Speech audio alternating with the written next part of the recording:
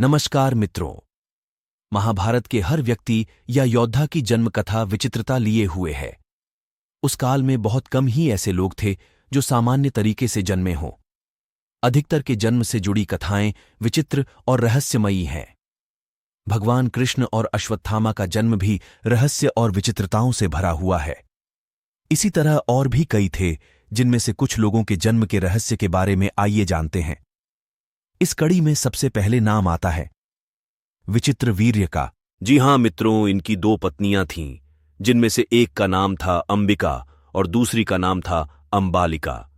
दोनों को कोई पुत्र नहीं हो रहा था, तो सत्यवती के पुत्र वेदव्यास माता की आज्ञा मानकर बोले, माता, आप उन दोनों रानियों से कह दीजिए कि वे मेरे सामने से निर्वस्त्र होकर गुजरें, जिससे कि उनको गर्भ धारण होगा।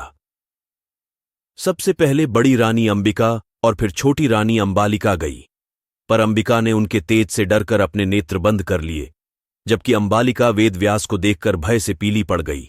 वेदव्यास लौटकर माता से बोले, माता, अंबिका को बड़ा तेजस्वी पुत्र होगा, किंतु नेत्र बंद करने के दोष के कारण वह अंधा होगा, जबकि अंबालिका के गर्भ से पांडु रोग से ग्रसित पुत्र पैदा होगा। यह जानकर के माता सत्यवती ने बड़ी रानी अंबिका को पुनः वेदव्यास के पास जाने का आदेश दिया। इस बार बड़ी रानी ने स्वयं न जाकर अपनी दासी को वेदव्यास के पास भेज दिया।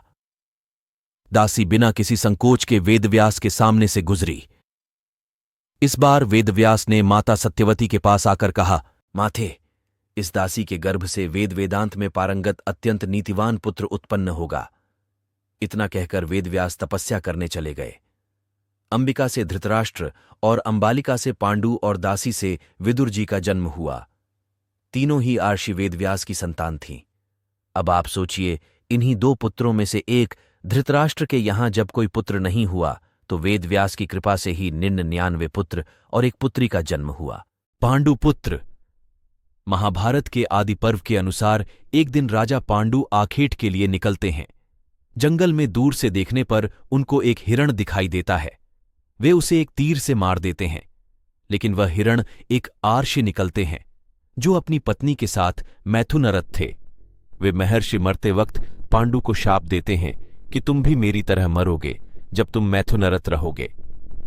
इस शाप के भय से पांडु अपना राज्य अपने भाई धृतराष्ट्र को सौंपकर अपनी पत्नियों कुंती और माद्री के साथ जंगल चले में जाते हैं। जंगल में वे सन्यासियों का जीवन जीने लगते हैं, लेकिन पांडु इस बात से दुखी रहते हैं कि उनकी कोई संतान नहीं है, और वे कुंती को समझाने का प्रयत्न करते हैं कि उसे किसी महर्षि के साथ समागम करके संतान उत्पन्न करनी चाहिए। तभी कुंती को बचपन में मिला दुर्वासा आर्षि के वरदान में दिए गए मंत्रों की याद आती है, और फिर कुंती मंत्र शक्ति के बल पर एक एक कर 3 देवताओं का आह्वान कर 3 पुत्रों को जन्म देती है। धर्मराज से युधिष्ठिर, इंद्र से अर्जुन, पवनदेव से भीम को जन्म देती है। वहीं इसी मंत्र शक्ति के बल पर माद्री ने भी अश्विन कुमारों का आह्वान कर नकुल और सहदेव को जन्म दिया। इसका मतलब यह कि पांडुपुत्र असल में पांडुपुत्र नहीं थे। उसी तरह कुंती अपनी कुंवारी अवस्था में सूर्यदेव का आह्वान कर कर्ण को जन्म देती है। इस तरह कुंती के 4 और माद्री के 2 पुत्र मिलाकर कुल 6 पुत्र होते हैं। कौरवों का जन्म भी एक रहस्य है। कौरवों को कौन नहीं जानता। धृतराष्ट्र और गांधारी के 99 पुत्र और एक पुत्री थीं, जिन्हें कौरव कहा जाता था। कुरुवंश के होने के कारण ये कौरव कहलाए। सभी कौरवों में दुर्योधन सबसे बड़ा था। गांधारी जब गर्भवती थी तब धृतराष्ट्र ने एक दासी के साथ सहवास किया था, जिसके चलते युयुत्सु नामक पुत्र का जन्म हुआ। इस तरह कौरव 100 हो गए।